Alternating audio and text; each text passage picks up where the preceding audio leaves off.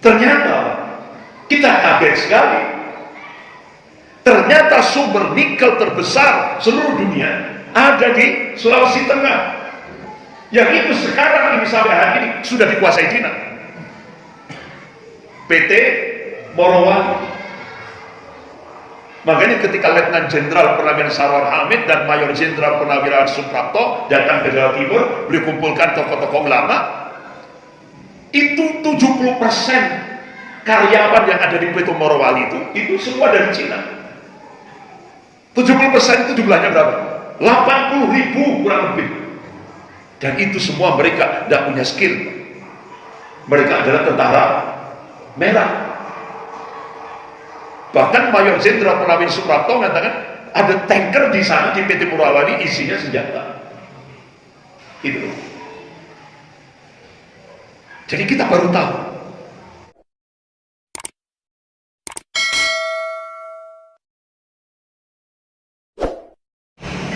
Bahkan bapak-bapak ibu yang dirahmati Allah, Allah Subhanahu wa taala menyebutkan dalam Al-Qur'an Al-Karim di beberapa tempat di Al-Qur'an bahwa hukum perulangan sejarah itu berlaku umum. Artinya sejarah itu berulang. Ini Allah sendiri yang mengatakan. Sejarah itu berulang. Yang membedakan adalah warna dan kualitasnya. Bahkan Allah tegaskan dalam surah Al-Fat ayat 22 sampai 23. A'udzubillahi minasyaitonir rajim. Walau qatalakum alladziina kafaru lawal akbar thumma la yajiduna waliyyan wa nasir. Sunnatullahi allati qad khalat min qabl wa lan tajida li sunnatihi tabdila. Jadi Allah menegaskan, dan sekiranya orang-orang kafir itu memerangi kamu umat Islam, pasti kata Allah mereka akan kalah. Jadi pasti orang-orang kafir itu akan kalah. Mereka akan berbalik melarikan diri, dan mereka kata Allah tidak akan mendapatkan pelindung dan penolong. Sunnatullahi allati qad khalat min qabl wa lan tajida li sunnatihi tabdila. Jadi sunnatullah, hukum Allah itu berlaku sejak dulu, sejak dahulu. Dan kalian kata Allah tidak akan menemukan perubahan akan hukum-hukum Allah, akan sunnah hukumnya. Bapak-bapak, ibu-ibu yang dirahmati Allah. Bahkan Rasulullah SAW telah menyampaikan prediksi tentang apa-apa yang akan terjadi sebelum yaumil qiyamah. Rasulullah sampaikan secara rinci, tidak ada yang tertinggal sedikit. Dan itu bisa kita lihat dalam kitab Al-Bidayah wa Nihayah yang ditulis oleh Al-Imam Ibnu Katsir rahimahullah. Bahkan kitab itu sudah diterjemahkan dalam bahasa Indonesia, judulnya Huru Hara di Akhir Zaman. Bahkan ada ulama Madinah menulis satu kitab dan sudah diterjemahkan dalam bahasa Indonesia, judulnya Ensiklopedi Yaumil Qiyamah. Ya. Jadi bapak-bapak ibu yang dirahmati Allah, salah satu hikmah kenapa Rasulullah mengabarkan apa-apa yang akan terjadi sebelum yaumil qiyamah, supaya umat Islam itu tidak menjadi mangsa bagi musuh-musuhnya. Itu hikmahnya, salah satu hikmah. Kenapa Rasulullah mengabarkan? Bahkan Allah tegaskan dalam surah An-Najm ayat 3 sampai 4, A'udzubillahi minasyaitonir rajim, wa may yantiqu 'anil hawa in huwa illa wahyun yuha. Jadi apa yang disampaikan oleh Rasulullah itu bukan ahwa, bukan hawa nafsu. Apa yang disampaikan oleh Rasulullah itu wahyu yang diwahyukan oleh Allah kepada Rasulnya, pasti terjadi, tidak bisa tidak. Contoh kita lihat di Indonesia, ketika jaya-jayanya PKI, saat itu Indonesia pasca dekret 5 Juli 59, Indonesia memakai sistem demokrasi terpimpin. Jadi waktu itu ada duet Soekarno dan DN Aidit. Jadi 1 tahun sebelum pemberontakan G30 PKI, DN Aidit menyatakan saya pembela Pancasila. Itu DN Aidit, Ketua Komisi Sentral PKI, memberikan pernyataan tegas, saya pembela Pancasila. Tidak tahunya dia pengkhianat, memberontak. Oleh karena itu Jenderal Abdul Haris Nasution tidaklah mungkin, karena bila seseorang berjiwa komunis sekaligus Pancasilais, tidak mungkin, tidak mungkin. Karena cita-cita komunis itu justru ingin menghilangkan agama. Itu cita-cita komunis. Kalaupun mereka beragama, itu hanya kedok, lipstick. Jadi itu pernah diingatkan oleh Jenderal Abdul Haris Nasution. yang salah satu jenderal yang selamat dari pembunuhan yang dilakukan oleh Cakrawirawa. Bahkan Subandrio, bapak ibu yang dirahmati Allah, Subandrio itu tokoh PKI. Itu 1 tahun sebelum terjadi pemberontakan G30 SPKI, dia nuduh Dewan Jenderal Angkatan Darat akan melakukan makar kudeta. Dan sejarah itu berulang. Sejarah itu berulang. Nyata apa yang dikabarkan oleh Allah itu nyata sekarang. Dalam makanya bapak-bapak ibu yang dirahmati Allah, kenapa sekarang terjadi? Makanya kita harus nolak, setback, harus nengok sejarah masalah. Itu kunci. Bapak-bapak ibu yang dirahmati Allah, bagaimana peringatan ulama?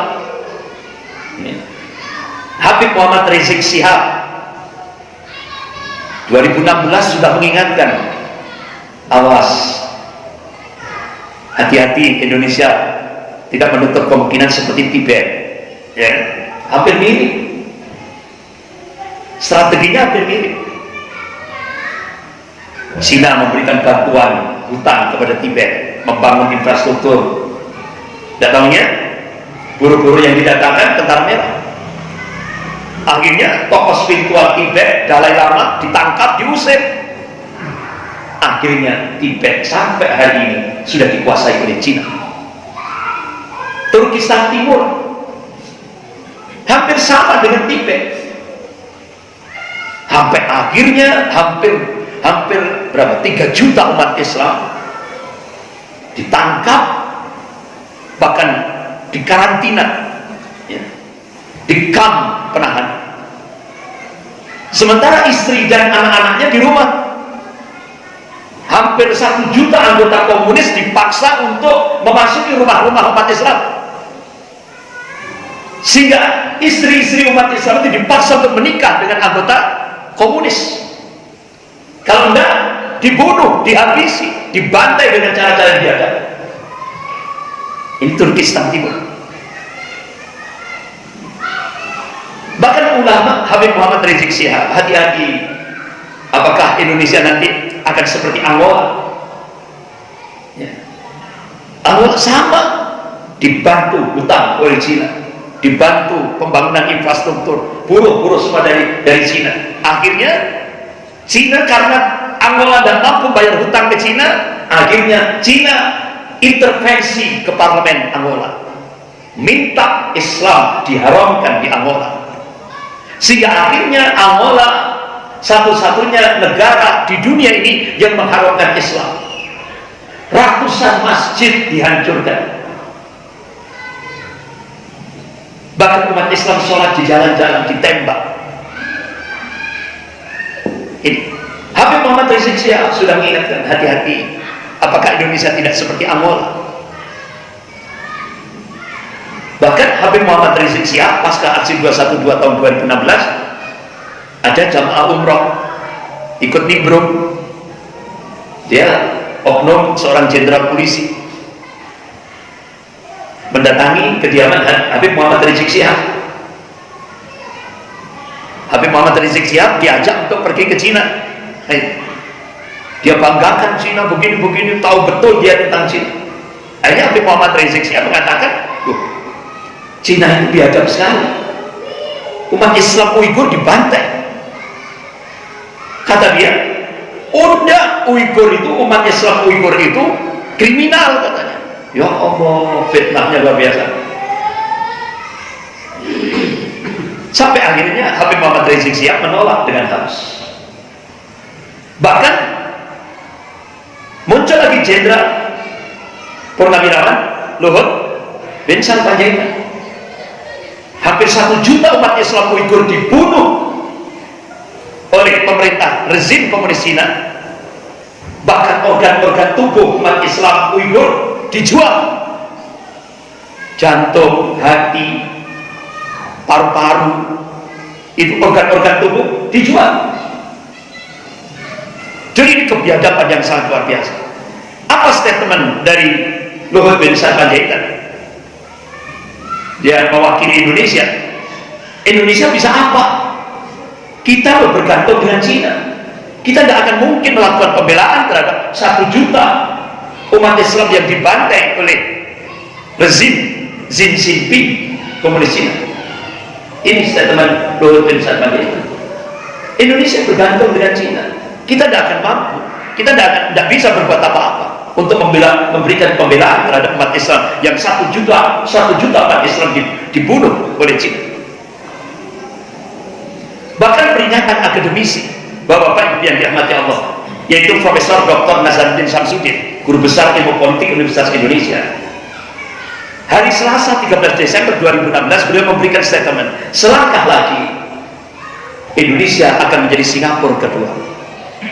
Pribumi minggir, Cina berkuasa. Selangkah lagi. Bahkan Profesor Salim Said, ini guru besar ilmu politik dan militer Universitas Indonesia, dan beliau adalah dosen di Lemhanas. Jadi petinggi-petinggi Indonesia ini dosennya beliau ini. Jadi ketika delegasi umat Islam Uighur bersama Profesor Din Samsudin sudah janjian, sudah berada di ruangan istana, mau menyerahkan hadiah berupa Al-Quran tulisan tangan dari umat Islam Uighur, ditolak. Padahal sudah resmi.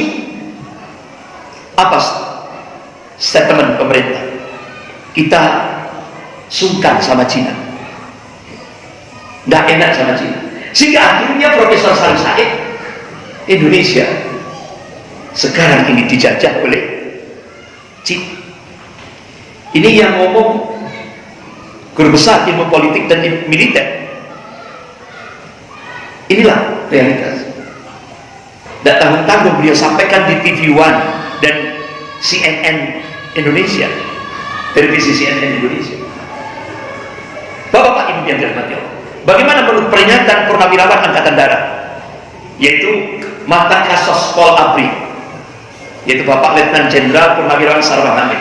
Saya menilai Presiden dan jajarannya berpotensi jadi pengkhianat bangsa. Ini statement yang paling keras, ya, karena beliau orang Sospol, beliau Kasospol Abri waktu itu.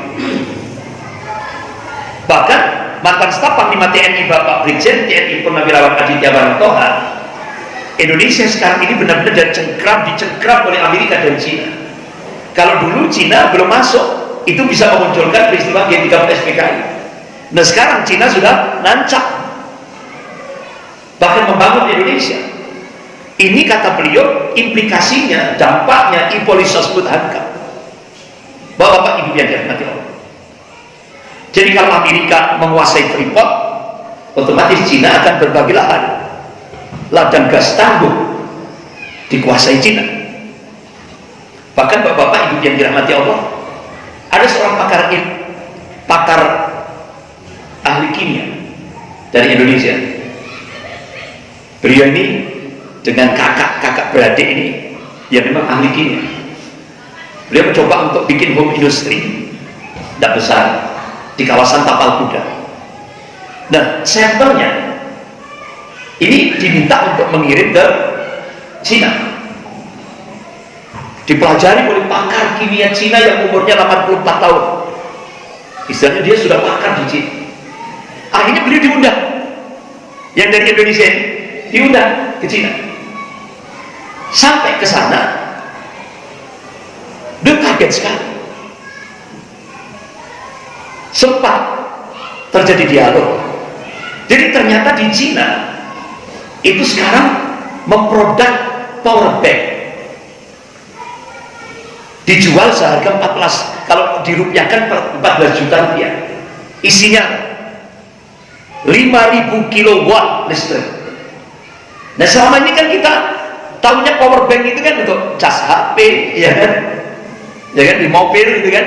Nah, itu ternyata sekarang di Cina memproduk itu. Jadi dari dialog pakar kimia dari Indonesia dan pakar kimia yang umurnya 84 tahun di Cina itu gabungan antara kolaborasi antara lithium dan nikel lateral, jadilah power bank. Jadi itu umpama kalau itu bapak ibu-ibu dijual ke Indonesia, PLN tutup semua, ya kan? Nah, kalau satu power bank ada 5.000 kilowatt listrik, itu kan untuk tahunan, Pak. Nah, kita beli 100.000 berapa pulsanya, ya kan? Dan itu berapa watt itu, ya kan? Ini 5.000 kilowatt, ya otomatis PLN belum tinggal semua di Indonesia ini. Pembangkit listrik tidak ada gunanya. Nah, ternyata dari dialog itu tadi, Bapak Ibu yang dirahmati Allah, sampai pakar kimia dari Cina ini tadi ngomong, nikel lateral yang terbesar di seluruh dunia ada di Indonesia.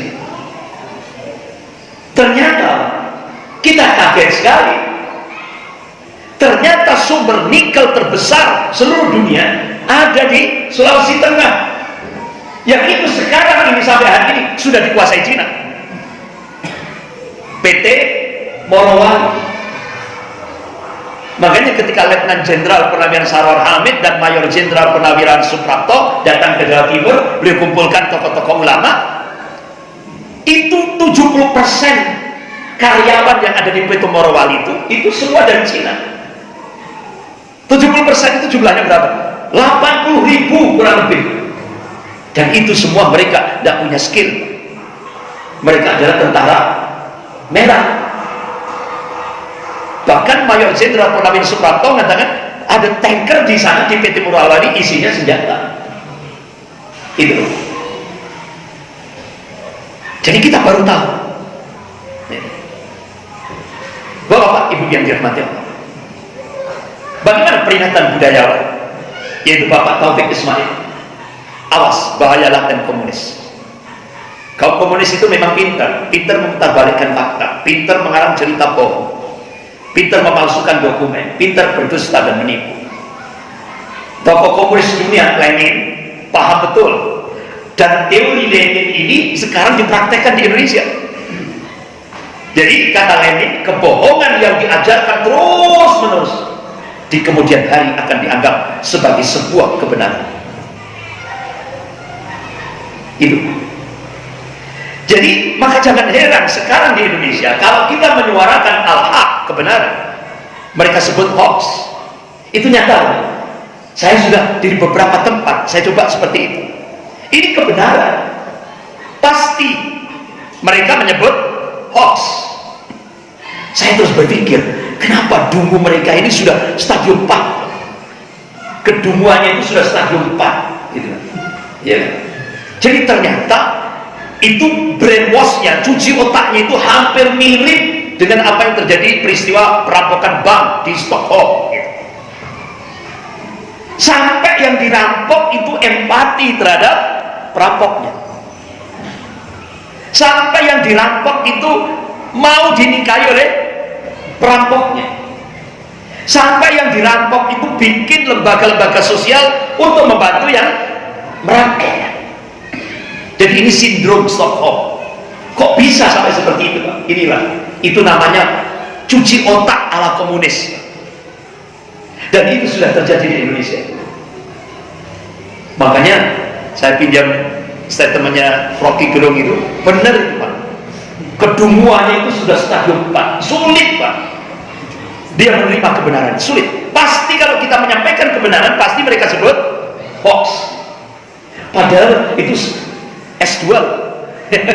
Ini yang saya temukan, ini orang S2 sudah pasca sarjana. Saya bagaimana ini cara brainwash-nya itu saya temukan, itu strategi sindrom Stockholm. Bahkan orang-orang Cina itu ketika pemimpin komunisnya itu mati, wah mereka histeris, minta supaya dihidupkan lagi untuk memimpin Cina lagi. Sampai seperti itu loh, Pak. Cuci otaknya itu sampai seperti itu. Jadi kalau kita sampaikan kebenaran, mereka sebut hoax. Kalau kita kritik membangun, itu mereka sebut ujaran kebencian, hate speech. Kalau kita sampaikan aspirasi, mereka sebut makar, radikal. Nah, itu sekarang sudah terjadi di Indonesia. Bapak-bapak, ibu yang dirahmati Allah, coba ini mereka sebut hoax. Ini kan mereka sebut hoax. Padahal ini kalau kita kita mencoba untuk lihat realitas di lapangan, ini hak kebenaran. Contoh, ini Partai Komunis Indonesia, ya, was traveling to Shanghai, China, from Bandar Udara Internasional Pudong Shanghai. Instruksi pada seluruh kader PKI di Indonesia, jika ulama dan umat Islam tidak bisa ditundukkan dengan uang dan diplomasi, bentorkan mereka dengan ormas lain. Nah, strateginya kan ada ulama yang dikasih fulus tidak tanggung-tanggung 20 triliun, DP-nya 1,5 triliun, langsung yang menyerahkan Menteri Keuangan Ibu Sri Mulyani. Akhirnya MHM Najib dari Jombang teriak, awas umat Islam diadu domba. Yang satu disiapkan sekian triliun, tidak mau, nolak. Siapa ulama yang nolak itu? Habib Muhammad Rizik Syihab. Sudah disiapkan sekian triliun, tidak mau dia. Akhirnya apa yang terjadi? FPI dibenturkan dengan GMI. Strategi ini sudah terjadi. Kalau habis itu bentrokkan mereka dengan agama lain. Ini sudah dilakukan di Bali. Ustaz Abdul Somad dengan parisan Hindu. Itu susupi dan rusak dari dalam, susupi dan rusak dari dalam. Buat satu sama lain curiga dan hilang percaya. Sudah disusupkan Abu Janda, Denny Siregar, Adi Armando, dan beberapa penyusup-penyusup yang lain. Ini operasi intelijen, intimidasi kader-kader militan mereka. Sudah ini dilakukan. Kriminalisasi ulama-ulama mereka dengan berbagai cara sudah dilakukan. Jika perlu hilangkan nyawanya, sudah di Jawa Barat, ya kan, tokoh ulama dan persis. Ini yang disebut dengan operasi intelijen terbuka, yaitu orgil, orang gila. Itu yang tokoh persis yang di Jawa Barat itu, Bandung ya, Bandung. Itu kebetulan rumahnya itu tidak ada kaca. Jadi kalau ada tamu ngetok pintu kan tidak kelihatan. Begitu pintu dibuka, dilinggis. Insya Allah beliau sahid. Ya. Ada ulama yang dibacok. Jadi operasi orang gila ini itu namanya operasi intelijen terbuka. Artinya operasi intelijen terbuka itu kalau dia ini melakukan itu, yang melakukan ini ditangkap, dia tidak dapat pertolongan. Kalau dia berhasil melakukan operasi intelijen terbuka ini, tidak dapat hadiah. Dan rata-rata mereka yang digunakan ini disuntik. Makanya jadi orang gila. Itu benar kan? Begitu ditangkap, diserahkan polisi, dibebaskan sama polisi. Akhirnya ada yang ditangkap, nggak diserahkan polisi. Ternyata kalau tidak salah sehari semalam, besoknya sudah sadar. Ternyata pengaruh suntikan ini.